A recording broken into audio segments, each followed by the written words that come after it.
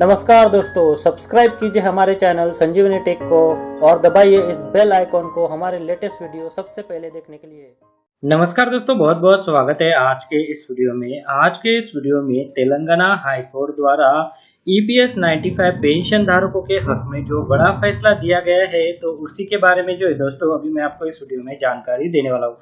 तो जी हाँ दोस्तों, दरअसल मामला ऐसा था कि ईपीएस 95 पेंशन धारकों को उनकी एक्चुअल सैलरी के बेसिस पर जो पेंशन का भुगतान किया जा रहा था, तो उसे जो है वो ईपीएफओ द्वारा सडनली रोक दिया गया था।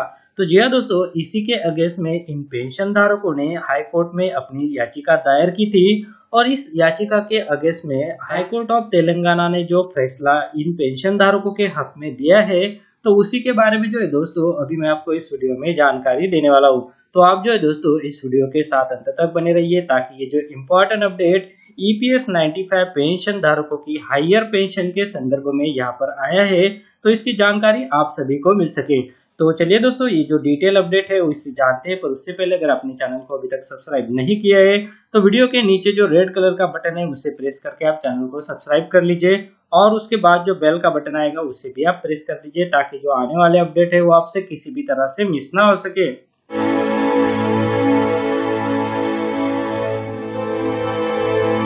तो चलिए दोस्तों, ईपीएस 95 पेंशन धारकों के हक में तेलंगाना हाई कोर्ट द्वारा ये जो बड़ा ऑर्डर यहाँ पर दिया गया है, तो उसी के बारे में जो है दोस्तों अभी मैं आपको इस वीडियो में जानकारी देने वाला हूँ। तो जैसा कि आप स्क्रीन पर देख पा रहे हैं कि तेलंगाना हाई कोर्ट का ये जो ऑर्डर है, तो इसकी कॉपी जो है वो मेरे सामने ओपन है और आप देख पा रहे हैं कि इसका जो राइट पिटिशन नंबर है वो यहाँ पर दिया हुआ है और तेलंगाना हाई कोर्ट द्वारा 24 सितंबर 2019 को ये जो ऑर्डर है वो यहाँ पर दिया है।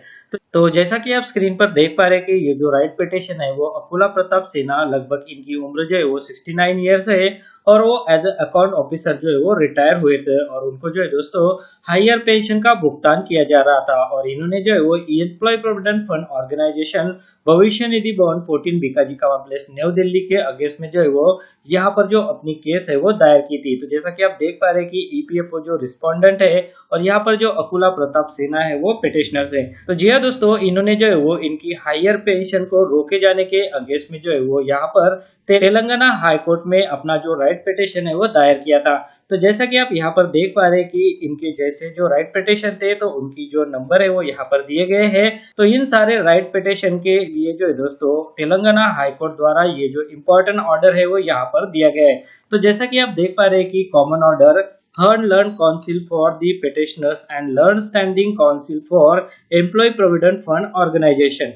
Petitioners in all these right petition are enrolled under Employee Provident Fund Pension Scheme 1995. Initially, the maximum pensionable salary was 5,000 but later revised to 6,500 per month. The scheme also enables contribution by the employee over and above rupees 6,500 and if such contribution is made, the employee is entitled to additional pension. Accordingly, all the petitioners have contributed higher amount over and above rupees 6,500. Based on the contribution made, their pension was revised in the year 2018-19 and amounts were also paid. That being so, from June 2019, stopped paying the revised pension and in some of the cases, though the amounts were paid for month June and July, later the EPF authority recovered the said amounts from the month June and July in the form of deducting from bank accounts. In all these petitions, petitioners challenged the decision of the EPFO authorities in so motu undertaking revision of the pension payable to them to lower stage and recovering the said amounts. According to Learned Counsel for the petitioners, no prior notice or opportunity was given to petitioners and a right accrued to retired employee cannot be altered or taken away without following due process. As fairly submitted by Learned Standing Counsel for Employee Provident Fund Organization, no prior notice or opportunity was given to the petitioner and straightway the lower pension was determined and excess amount paid was adjusted from the bank account and no procedure was followed before undertaking such exercise. He would further submit that the EPFO authorities would follow the due procedure before affecting pension payable to the petitioners. Having regard to the said submission, all the right petition are allowed.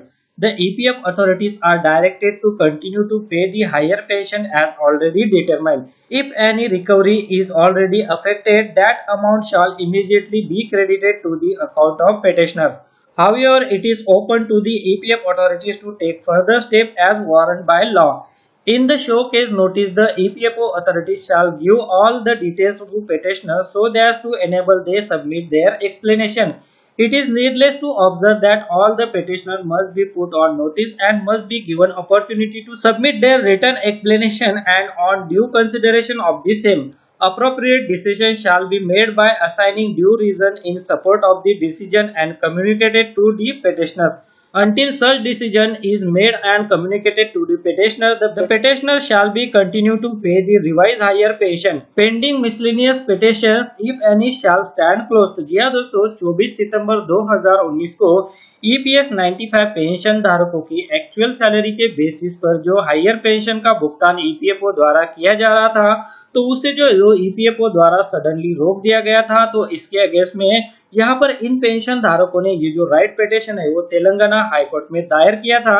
इस right petition के against में और इसके जैसे जो दूसरे right petition है, तो उन सभी के लिए यहाँ पर एक तेलंगाना हाई कोर्ट द्वारा कॉमन ऑर्डर पास किया गया है, जिसमें कहा गया है कि जो एक्चुअल सैलरी के बेसिस पर हायर पेंशन का भुगतान किया जा रहा था, तो उसे जो है वो कंटिन्यू रखा जाए। अगर EPFO ऐसी कोई एक्शन लेना चाहता है तो वो जो है वो पहले इन पेंशन धारकों को अपना नोटिस भेजे, ताकि ये पेंशन धारक जो है वो उनका जो एक्सप्लेनेशन है वो उनको यहाँ पर दे सके। तो जी हाँ दोस्तों, यहाँ पर जो है वो EPFO को सीधे सीधे तेलंगाना हाई कोर्ट द्वारा कहा गया है कि ऐसा किए बिना जो है वो आप किसी भी पेंशनर्स की जो पेंशन है वो रिवाइज नहीं कर सकते। उसके लिए जो है आपको लॉ के हिसाब से ही जो है वो प्रोसीजर फॉलो करना पड़ेगा। इसके लिए जो है दोस्तों EPFO को यहाँ पर डायरेक्टेड भी किया गया है कि ऐसे अगर आप एक्शन लेना चाहते हैं तो आप जो है वो लॉ के हिसाब से जो एक्शन है वो लीजिए। तो जी हाँ दोस्तों, यहाँ पर जो है वो फिलहाल EPS 95 पेंशन धारकों के हक में ये जो तेलंगाना हाई कोर्ट द्वारा बड़ा फैसला दिया गया था, जिसके तहत तेलंगाना हाई कोर्ट द्वारा एक्चुअल सैलरी के बेसिस पर जो हायर पेंशन का भुगतान किया जा रहा था, तो उसे यहाँ पर देने के लिए कहा गया है। तो जी हाँ दोस्तों, ये जो बड़ा अपडेट यहाँ पर निकल कर आया था, तो उसी के बारे में जो है दोस्तों आज मैंने आपको इस वीडियो में जानकारी दी। अगर आपको ये वीडियो अच्छा लगा है तो इस वीडियो को लाइक जरूर कीजिए और दूसरों के साथ भी शेयर कीजिए, ताकि ये जो इम्पोर्टेंट अपडेट यहाँ पर निकल कर आया था तो इसकी जानकारी सभी को मिल सके। तो चलिए दोस्तों, आज के इस वीडियो में बस इतना ही। आगे भी ऐसे अपडेट जानने के लिए अगर आपने चैनल को अभी तक सब्सक्राइब नहीं किया है तो वीडियो के नीचे जो रेड कलर का बटन है उसे प्रेस करके आप चैनल को सब्सक्राइब कर लीजिए, और उसके बाद जो बेल का बटन है उसे प्रेस कर दीजिए, ताकि जो आने वाले अपडेट है वो आपसे किसी भी तरह से मिस ना हो सके। इस वीडियो को देखने के लिए आपका बहुत बहुत धन्यवाद। अगर आपको कोई सवाल है या फिर कोई कमेंट है तो आप इस वीडियो के नीचे जो कमेंट बॉक्स है वहाँ पे कर सकते हैं। और साथ में दोस्तों, अगर आप मेरे चैनल पे पहली बार विजिट करें तो मेरे चैनल को सब्सक्राइब कीजिए, और जो उसके बाद बेल का आइकॉन आएगा उसे भी आप प्रेस कर दीजिए, ताकि मेरे जो आने वाले वीडियोज़ है वो सबसे पहले आपको देखने को मिल सके।